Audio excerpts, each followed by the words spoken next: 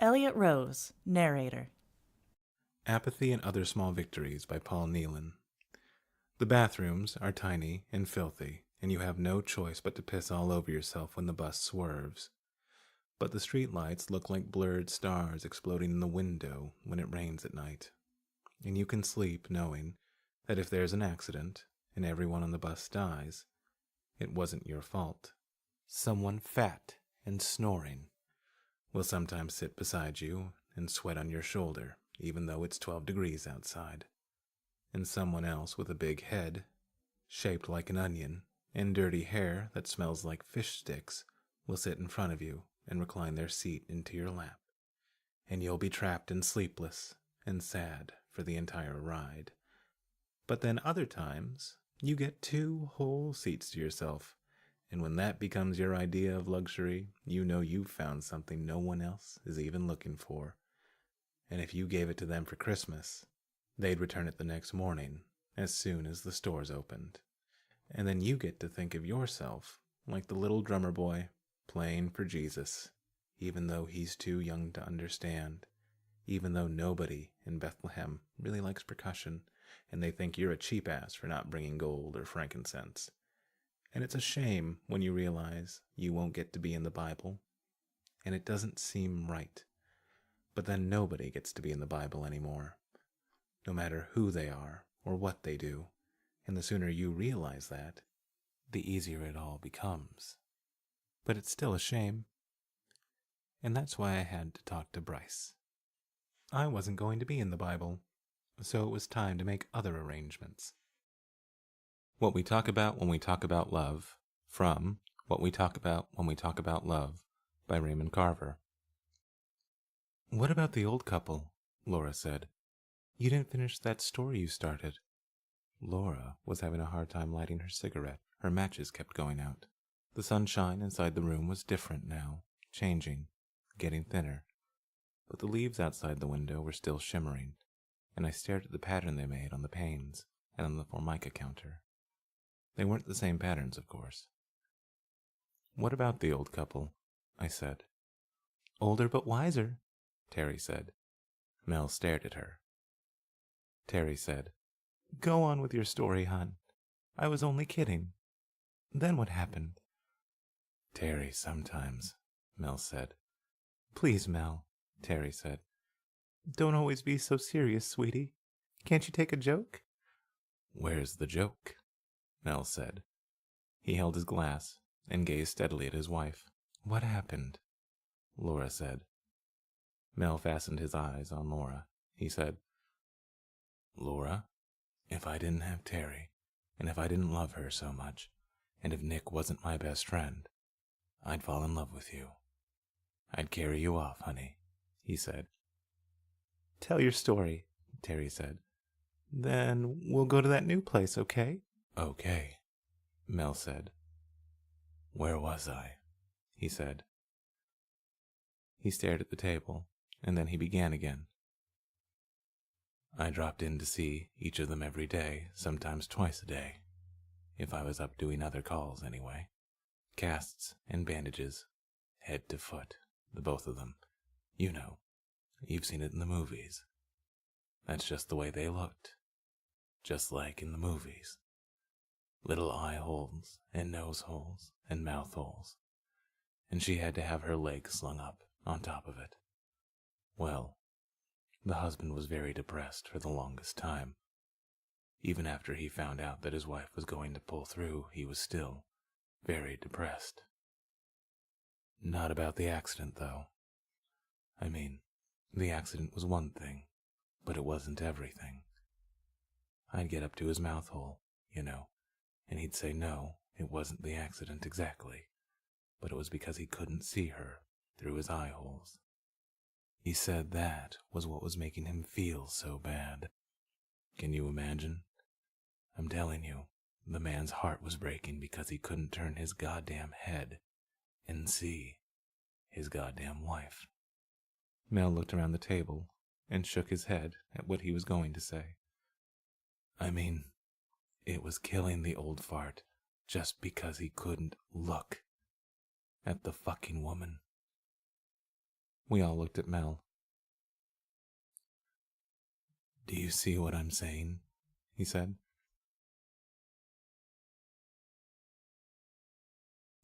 Into the Silent Land by Paul Brox.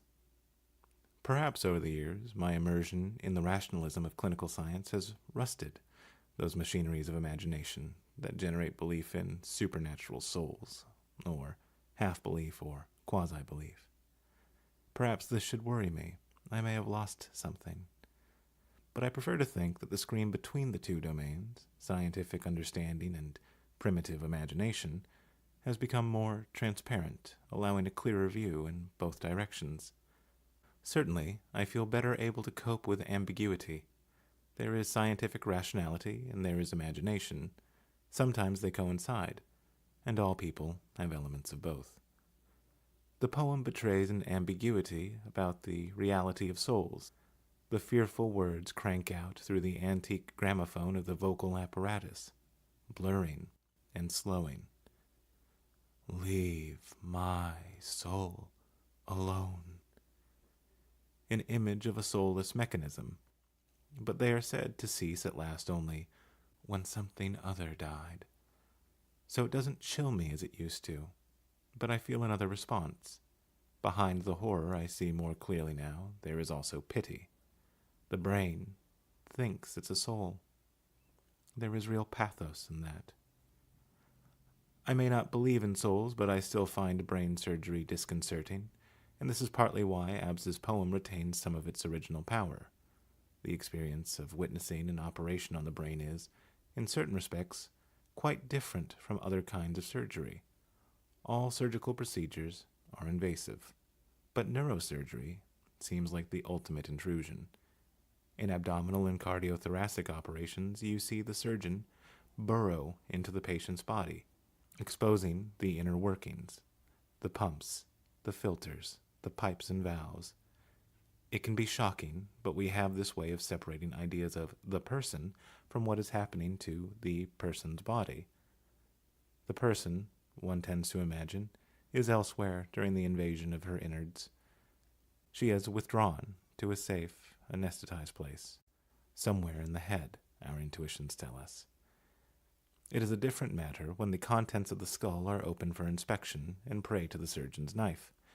There can be no question of any relocations to another part of the body. It would be absurd to think of the ghostly self retreating to some other organ or limb. At the same instant, one understands that there is, of course, no ghostly self in the first place. When we see the brain, we realize that we are, at one level, no more than meat, and on another, no more than fiction. A Brief for the Defense, from Refusing Heaven, by Jack Gilbert. Sorrow everywhere, slaughter everywhere.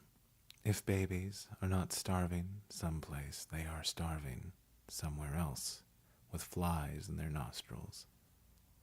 But we enjoy our lives because that's what God wants. Otherwise, the mornings before summer dawn would not be made so fine. The Bengal tiger would not be fashioned so miraculously well.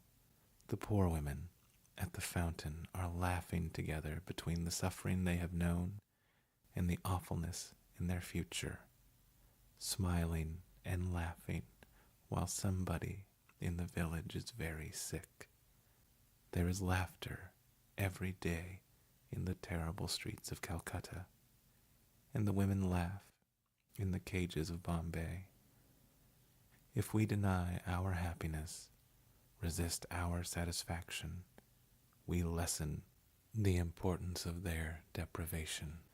We must risk delight.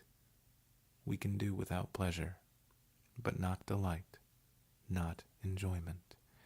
We must have the stubbornness to accept our gladness in the ruthless furnace of this world. To make injustice the only measure of our attention is to praise the devil. If the locomotive of the Lord runs us down, we should give thanks that the end had magnitude. We must admit there will be music, despite everything. We stand at the prow again of a small ship, anchored late at night in the tiny port, looking over to the sleeping island, the waterfront, his 3 shuttered cafes, and 1 naked light burning, to hear the faint sound of oars in the silence as a rowboat comes slowly out and then goes back, is truly worth all the years of sorrow that are to come.